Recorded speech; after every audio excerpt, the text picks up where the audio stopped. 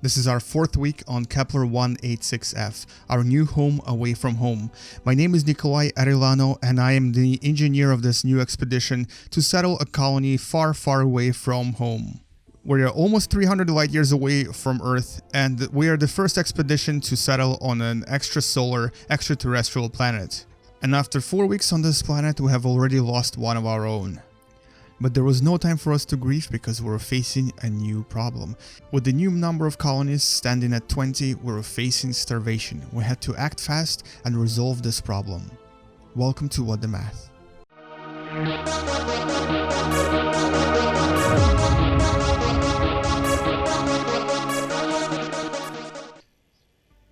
It was day 24 and we were all very hungry. We had to figure something out and figure it out quick. Everyone was starving. We were not producing enough food, and even with all of us functioning at full capacity, it was just impossible for us to feed everyone. Bringing 20 people on board was possibly a mistake, but we had to fix this mistake and fix it quick. With the 3 engineers working together, we decided that we were going to build another one of these biodomes in order for us to produce even more vegetables and even more food. We've also decided to produce more tissue synthesizers so that we can actually actively produce both kinds of food, so that we can also support as many people with food as possible. But with at least 1 turbine completed out of business and with only 2 turbines working at full capacity, we might end up facing another energy emergency, so we had to try to construct or repair this turbine as quick as possible. But we also had to start thinking about how we can actually try to protect all of these energy resources from future meteorite collisions, because this was going to happen again. Our first fatality was of course due to the meteorite collision, and we knew that this was going to be our biggest problem on this planet. We've survived a lot of the sandstorms, and we knew that they were not going to be a big challenge for us, but meteorite collisions were going to possibly cause more damage in the future.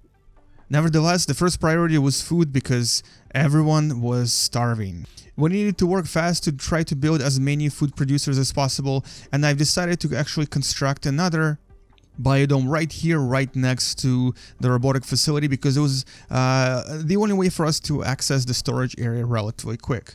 It was going to be a while before we built it, but in the meanwhile we actually ended up trading some food, specifically space chicken, that was officially known as the Vitra meat, and of course some other resources from the trader that visited our colony very recently.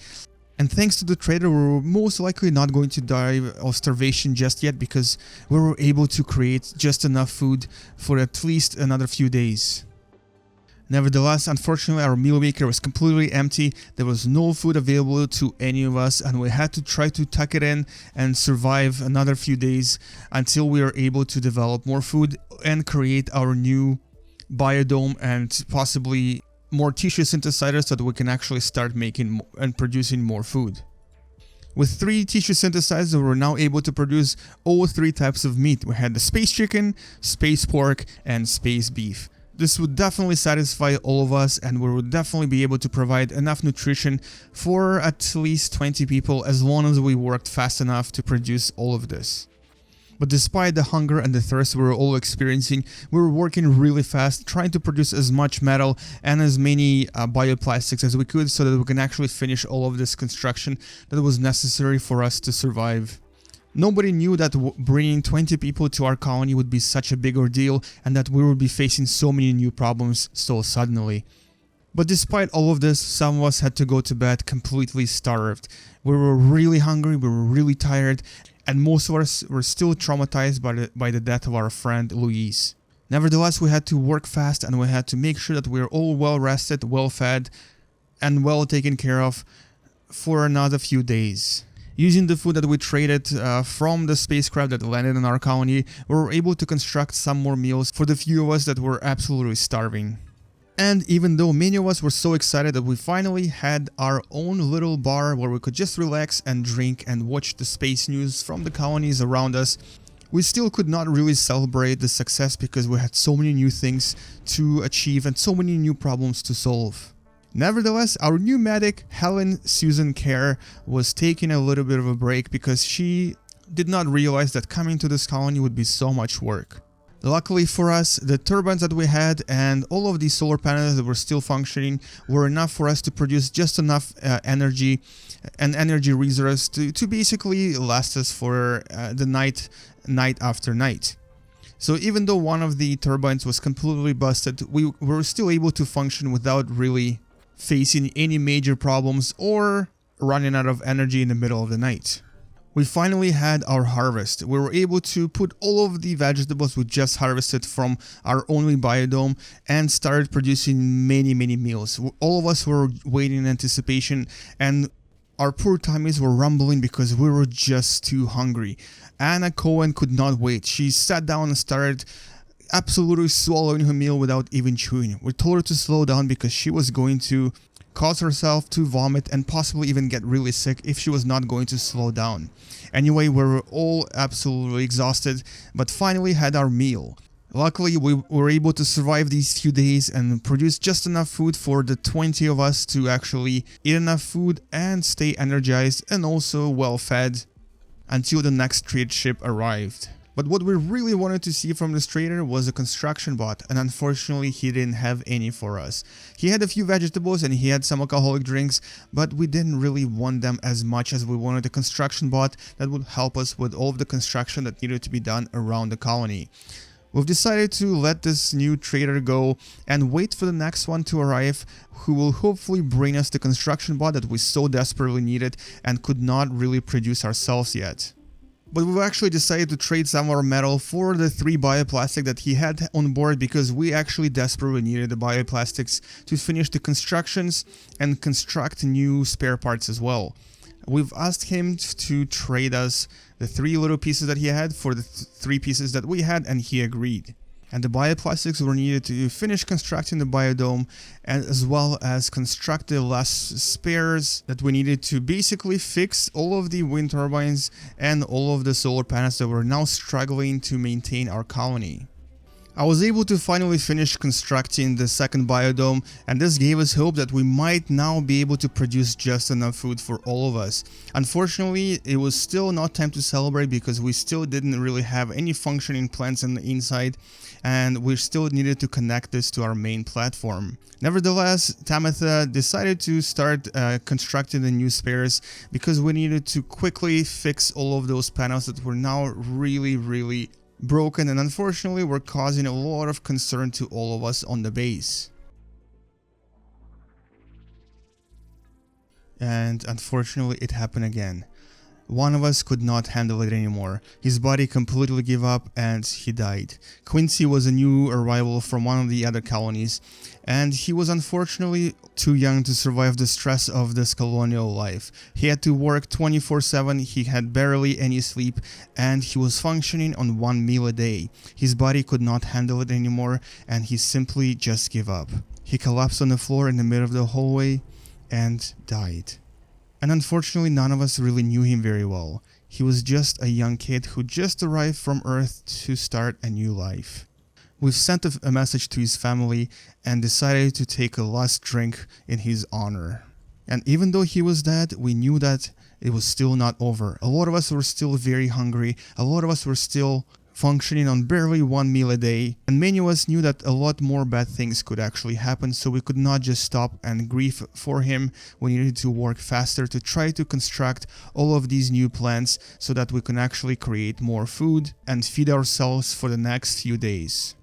And the next person we were really worried about was Iker. He is been overworking himself to the point of barely walking down the hallway. He spared his food to give it to someone else, and he was getting too exhausted. We told him to stop. We actually asked him to go and take a rest, but unfortunately he collapsed. He collapsed and died. He was going to die if we did not help him. We needed to act fast. He needed a medic.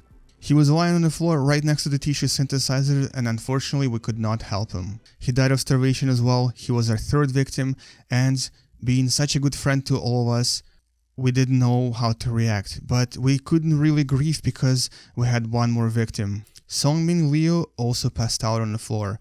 She died right next to him, and we had no idea how to react. They were our two most important people, they were our old friends, and without them we might actually be doomed. And unfortunately things started going from bad to worse.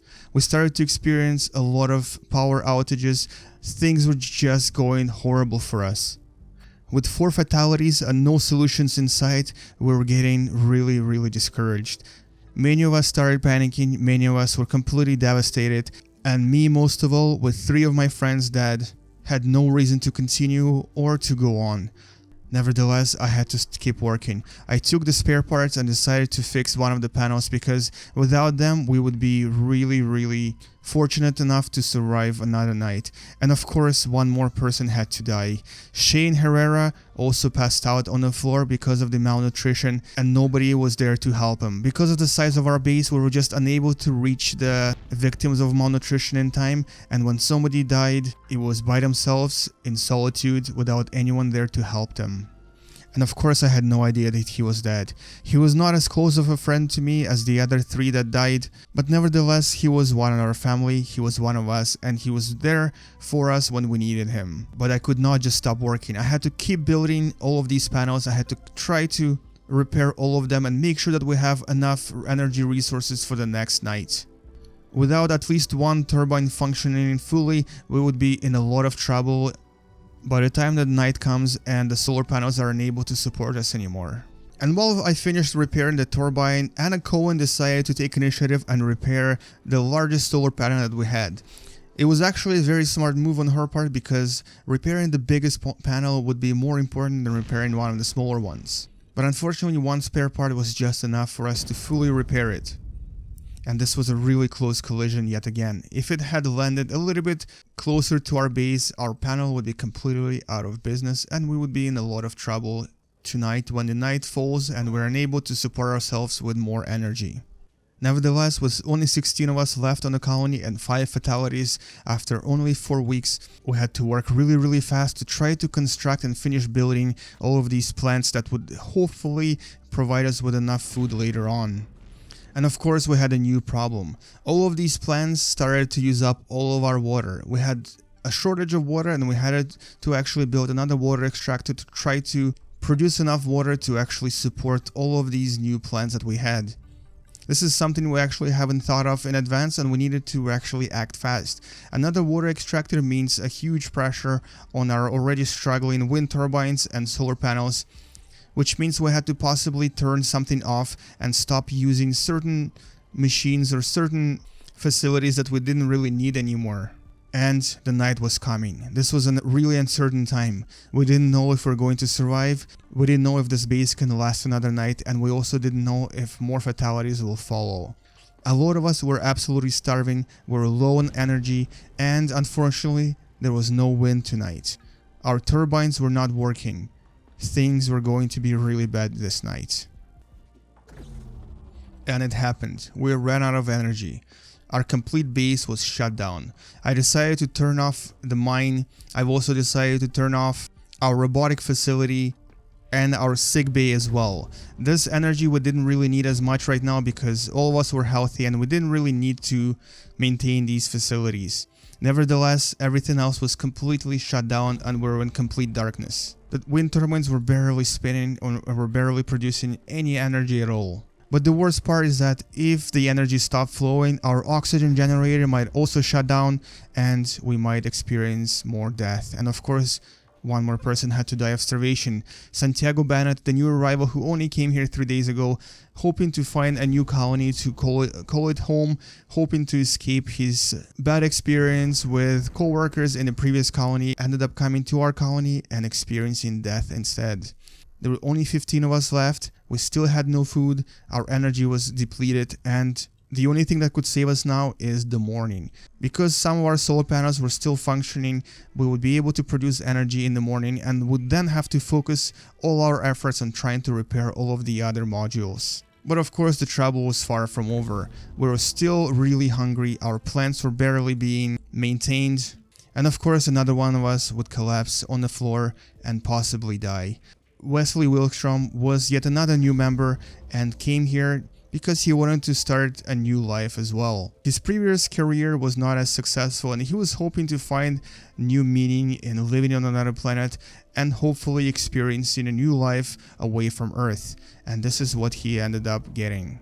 He ended up dying of starvation on another planet with almost no one as much as shedding a tear. Unfortunately, there were no tears to shed because not only were we starving ourselves, we were also, of course, running low on water and had no tears to produce anymore. And of course, we didn't know what's going to happen the next day or what's going to happen to all of us, but luckily for us, the dawn was upon us and the sun was coming up. This would hopefully produce enough energy for us to at least save up some of it in our storage facilities for the next night. And for all we knew, we might actually survive this ordeal after all. What will happen next, we'll find out in the next video, and thank you for watching. Bye bye.